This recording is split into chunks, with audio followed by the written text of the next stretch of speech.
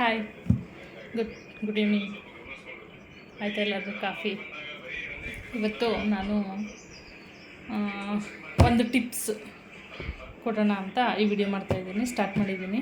ಮೇಯ್ನಾಗಿ ಟೈಲರಿಂಗ್ ಮಾಡೋರಿಗೆ, ಈ ಮನೇಲೇ ಫಾಲು ಜಿಗ್ಜಾಗ್ ಮಾಡೋ ಅಂಥವ್ರಿಗೆ ಒಂದು ಒಳ್ಳೆ ಟಿಪ್ಸ್ ಕೊಡೋಣ ಅಂತ ಈ ವಿಡಿಯೋ ಮಾಡ್ತಾಯಿದ್ದೀನಿ.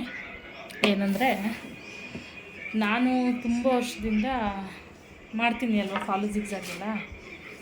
ಎಲ್ಲರೂ ಫಾಲು ಜಿಗ್ಜಾಗ್ ಮಾಮೂಲಿ ಮಾಡೇ ಮಾಡ್ತಾರೆ, ಎಮ್ಮಿಂಗ್ ಮಾಡ್ತಾರೆ ಅಲ್ವ. ಫಾಲು ಇದು ಈ ಕಡೆ ಒಂದು ಸೈಡು ಸ್ಟಿಚ್ ಮಾಡ್ಕೋತಾರೆ, ಇನ್ನೊಂದು ಸೈಡು ಎಮ್ಮಿಂಗ್ ಮಾಡ್ತಾರೆ. ಬಟ್ ನಾನು ಏನು ಮಾಡ್ತೀನಿ ಅಂದರೆ, ಜಿಗ್ಜಾಗ್ ಮಿಷಿನಲ್ಲೇ ಒಂದು ಕುದುರೆನ ಚೇಂಜ್ ಮಾಡಿಕೊಂಡ್ರೆ ಈ ಥರ ಒಂದು ಸ್ಟಿಚ್ನ ಹಾಕ್ಬೋದು. ಈ ಥರ ಒಂದು ಸ್ಟಿಚ್ ಹಾಕ್ಬೋದು. ನೋಡಿ, ಕಾಣಿಸ್ತಾ ಇದೆಯಲ್ಲ, ತುಂಬ ಹತ್ರದಿಂದ ತೋರಿಸ್ತೀನಿ. ಈ ಒಂದು ಸ್ಟಿಚ್ನ ಹಾಕ್ಬೋದು. ಇದು ಎಷ್ಟು ಫಿನಿಶಿಂಗು ಚೆನ್ನಾಗಿರುತ್ತೆ ಅಂದರೆ, ನಿಮಗೀಗ ಎಮ್ಮಿಂಗ್ ಮಾಡಿದ್ರೆ ಬೇಗ ಎಮ್ಮಿಂಗು ಯೂಸ್ ಮಾಡ್ತಾ ವಾಶ್ ಮಾಡ್ತಾ ಸಾರಿನ ಚಪ್ಪಲಿಗೆ ಸಿಕ್ಕಾಕೊಂಡು, ಚೈನ್ಗೆ ಸಿಕ್ಕಾಕೊಂಡು ಕಟ್ಟಾಗುತ್ತೆ, ಥ್ರೆಡ್ ಬಿಚ್ಚೋಗುತ್ತೆ.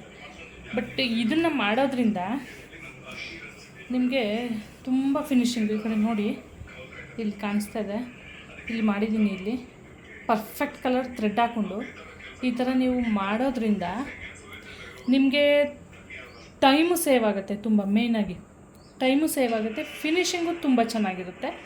ಮೇಯ್ನಾಗಿ ಬಾಳಿಕೆ ಬರುತ್ತೆ. ರೆಗ್ಯುಲರಾಗಿ ಸ್ಯಾರಿನ ವೇರ್ ಮಾಡೋರಿಗೆ ಡೈಲಿ ಈ ಥರ ಮಾಡ್ಕೊಳ್ಳೋದ್ರಿಂದ ತುಂಬ ಬಾಳಿಕೆ ಬರುತ್ತೆ ಫಾಲು. ಹಂಗಾಗಿ ಇದೊಂದನ್ನು ಅಳವಡಿಸ್ಕೊಳ್ಳಿ.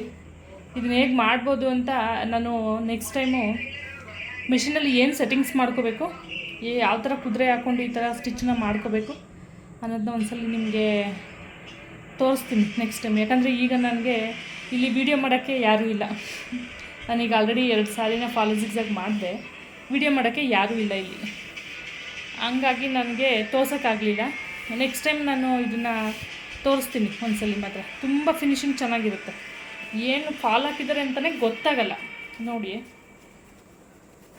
ಇಲ್ಲಿ ಫಾಲ್ ಹಾಕಿದ್ದೀನಿ. ಈಗ ಫಾಲ್ ಹಾಕಿರೋದು ಗೊತ್ತಾಗ್ತಾನೇ ಇಲ್ಲ. ಇಲ್ಲಿ ನೋಡಿ, ತುಂಬ ಚೆನ್ನಾಗಿ ಬರುತ್ತೆ. ಅಂದರೆ ಪರ್ಫೆಕ್ಟ್ ಥ್ರೆಡ್ ಹಾಕಬೇಕು.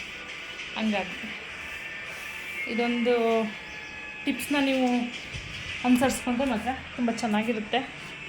Okay, thank you.